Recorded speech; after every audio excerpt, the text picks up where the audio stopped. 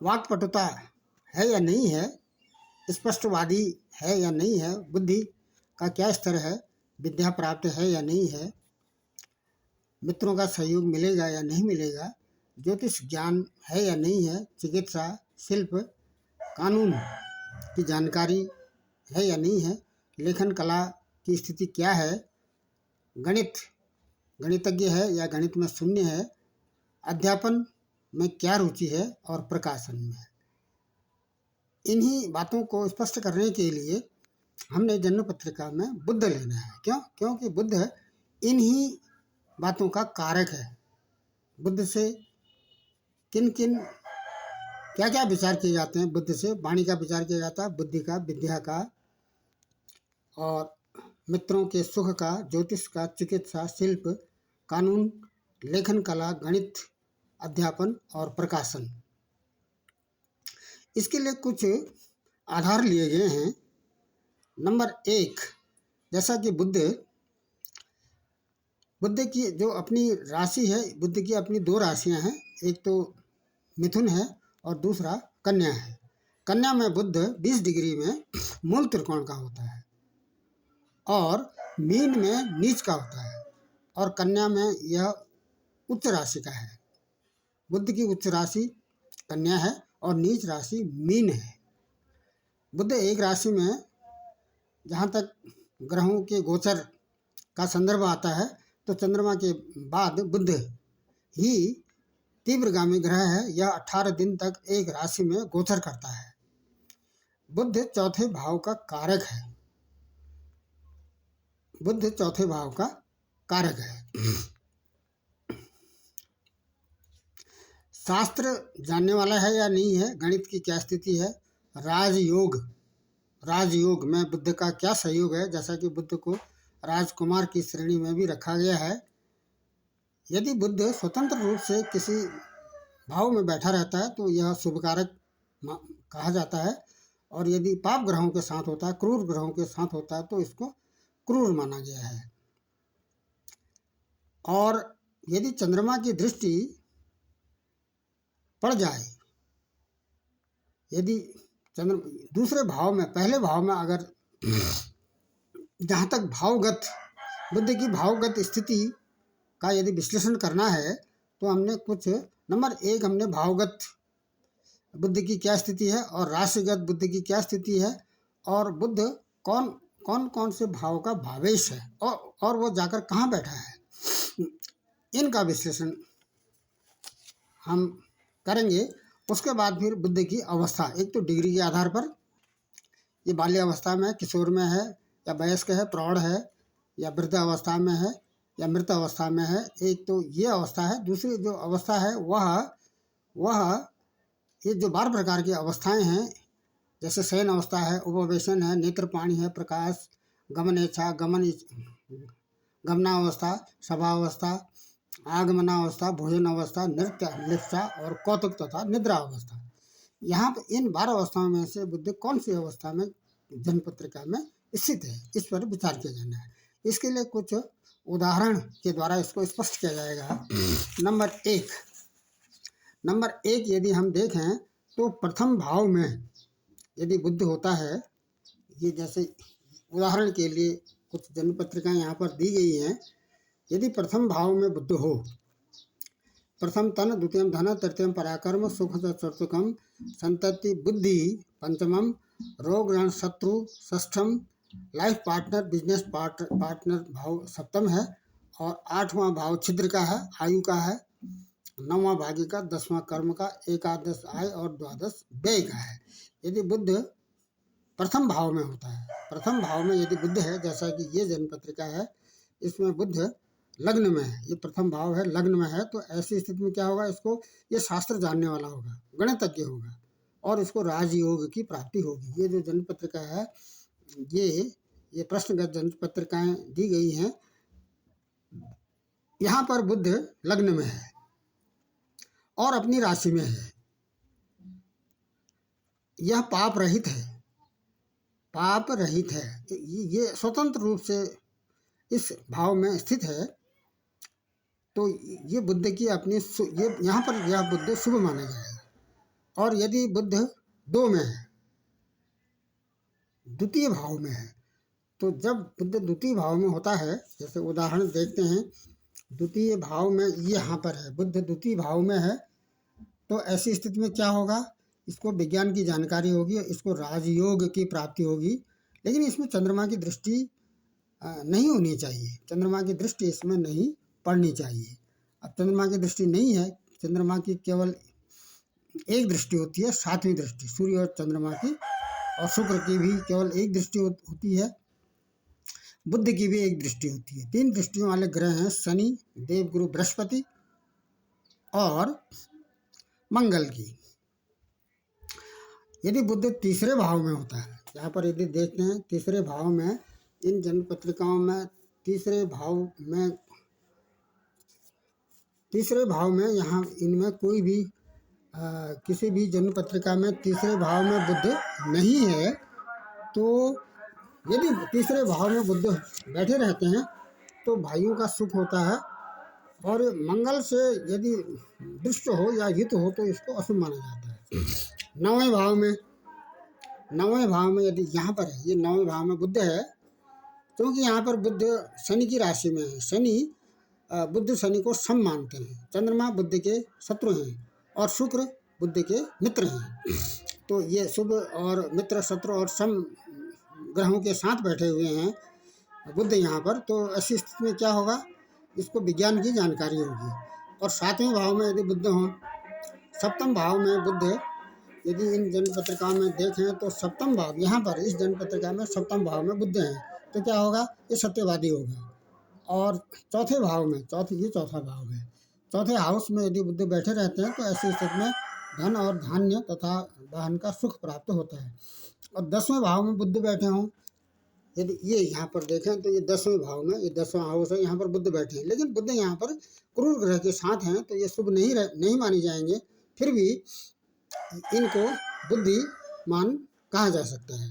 और 5वें भाव में यहाँ पर इस पत्रिका में 5वें भाव में बुध 5वें भाव में, तो ऐसी स्थिति में यह बुद्धिमान होगा। ये भावगत स्थिति है। उसके बाद राशिगत स्थिति, बुध यदि मेष राशि में होते हैं, मेष राशि में यदि इन जन्म पत्रिकाओं को देखें तो यहाँ पर मेष राशि में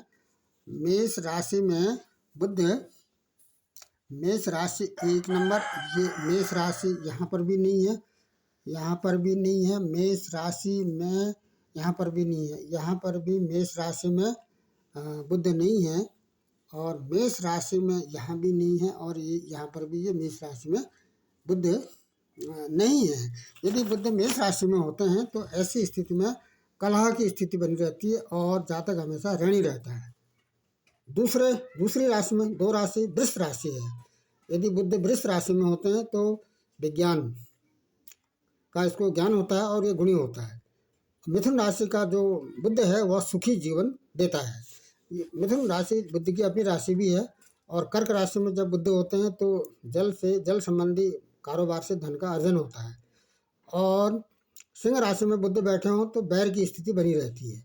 और कन्या राशि में बुध बैठे हों तो यह अधमी होता है सब। और ये तुला राशि में बुध बैठे हैं तो ये कारीगर होगा और खर्चीला होगा।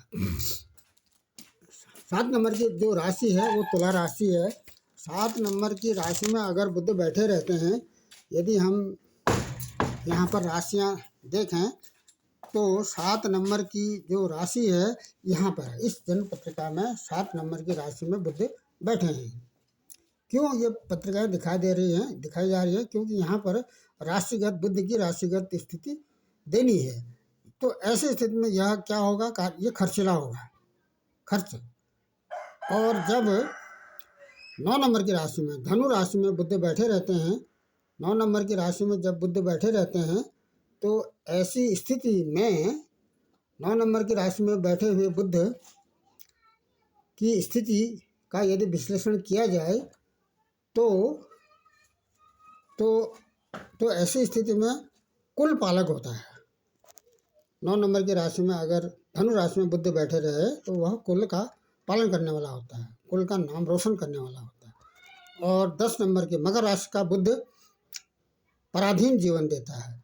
कुंभ राशि का बुध भी पराधीनता देता है।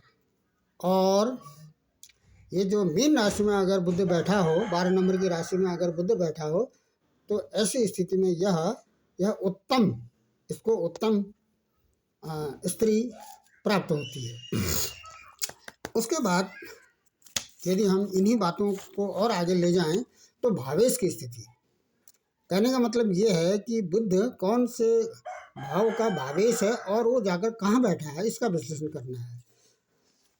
यहाँ पर देखें तो यह दूसरे भाव का भावेश बुध है। क्यों?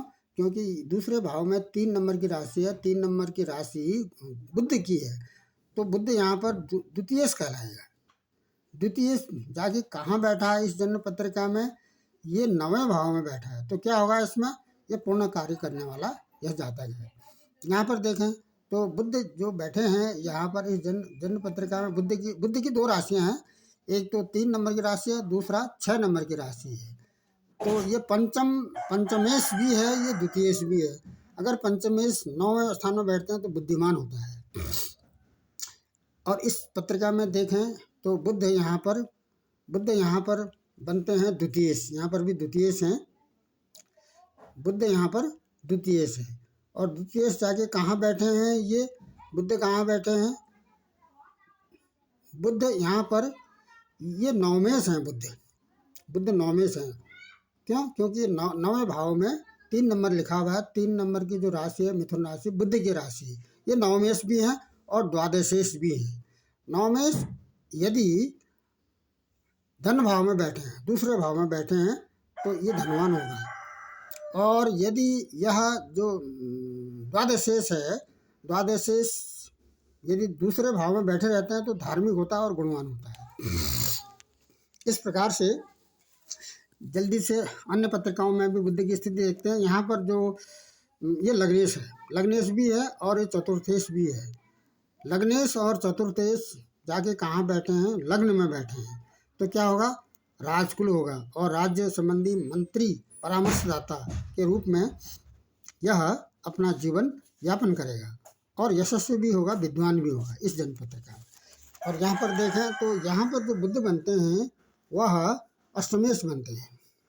8वें भाव में बुध 3 नंबर की राशि है जो बुध की राशि है, और बुध एकादशेश भी है, अष्टमेश भी है और एकादशेश भी है। ये बैठे कहाँ बैठे हैं, बुध बैठे हैं ये 7वें भाव में बैठे हैं। तो क्या होगा, चित्त शांत रहेगा, चित्त इनका शांत रहेगा और तेजस्वी तथा धनी होगा, तेजस्वी तथा और धनी होगा।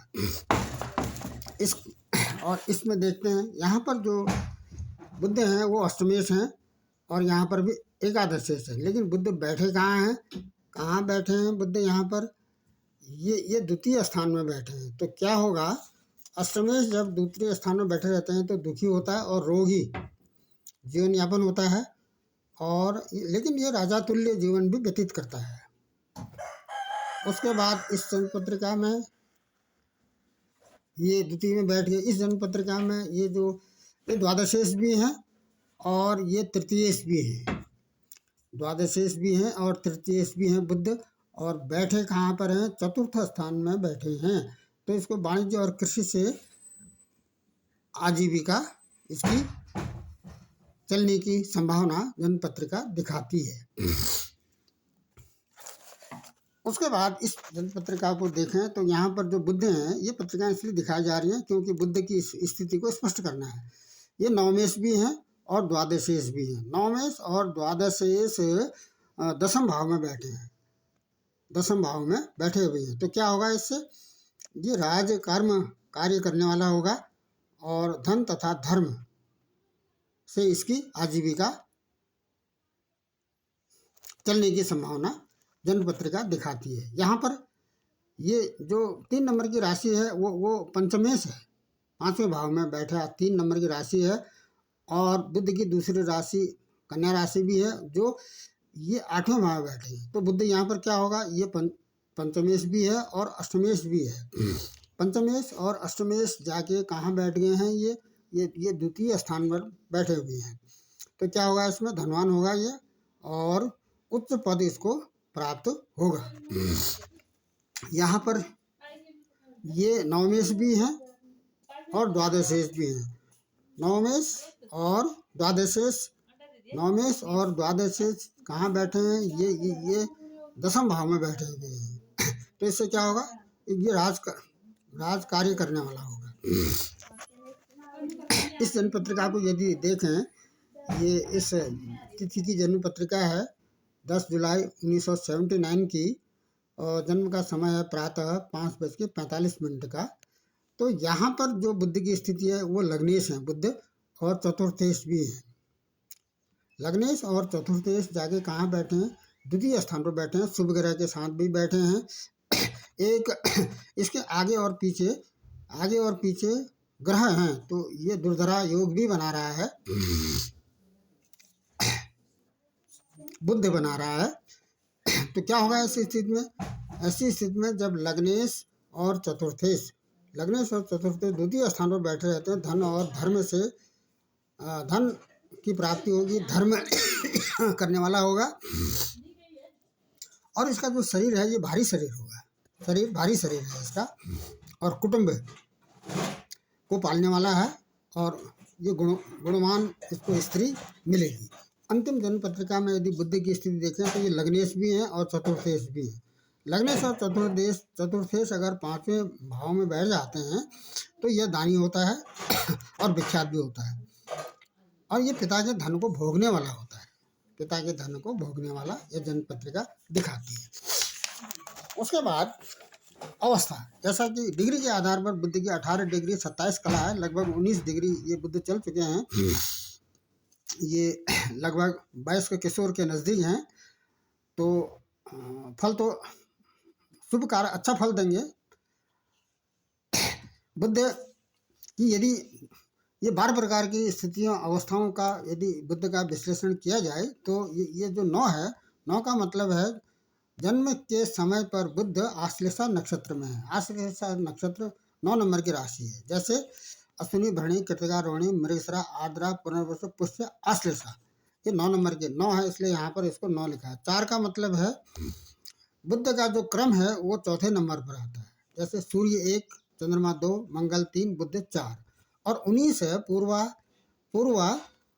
पूर्वाषाढ़ा नक्षत्र। ये किसी एक पत्रिका के बारे में ये विश्लेषण किया जा रहा है, ये काफ़ी लंबी प्रक्रिया है, इसलिए सभी जन्म पत्रिकाओं में इसका समय की उपलब्धता के आधार पर नहीं हो सकता है। केवल एक उदाहरण इसमें लिया जा रहा है बुध की अवस्था के लिए। तो यहाँ पर इन सब को, और 19 नंबर की राशि है पूर्वाषाढ़ा नक्षत्र की। यदि इनको इसके इष्ट दंड तथा 20 नंबर की जो इसका जन्म नक्षत्र है पूर्वाषाढ़ा, इसको यदि जोड़ते हैं तो इनका योग आता है 708 और इसमें जो बैलेंस है 0 आता है। जब 0 हो तो उसको भी 12 मानते हैं, तो ये निद्रा अवस्था में है। इस जन्म पत्रिका में बुध निद्रा अवस्था में है। क्या होगा ऐसे, यह पराक्रमी होगा और धनी होगा, गुणी होगा और शत्रुओं पर विजय पाने वाला होगा। अब यह है या नहीं है, इसके लिए इसका फल देखा जाता है। कैसे देखेंगे इसको, 12 को 12 से गुणा कर देंगे तो ये 12 को 12 से गुणा करने पर 144 आ जाता है। इसमें 2 और जोड़ते हैं। 2 क्या है इसको नामाक्षर है। ये पूर्वाषाढ़ा नक्षत्र के चौथे चरण में जन्म हुआ, तो यहाँ पर जो नाम बैठता है ये ढ से बैठता है, तो ये जो इसका क्रम है ये 2 आता है, तो ये 146 हो गया। इसमें 12 का भाग देंगे तो बैलेंस 2 आता है। इसमें 3 और जोड़ते हैं। 3 क्या है, ये क्षेपकांक है ग्रहों का, तो बुध को 3 अंक दिए गए हैं, तो ये 5 आता है इनका योग। इसमें 3 का भाग देते हैं, बैलेंस 2 आता है, तो ये चेष्टा बल में है। क्या मतलब हुआ इसका, धन के सम्मुख तो हैं ये, लेकिन पर्याप्त धन नहीं होगा, धन की कमी बनी रहेगी। क्यों, क्योंकि ये चेष्टा में है। कौन, बुध।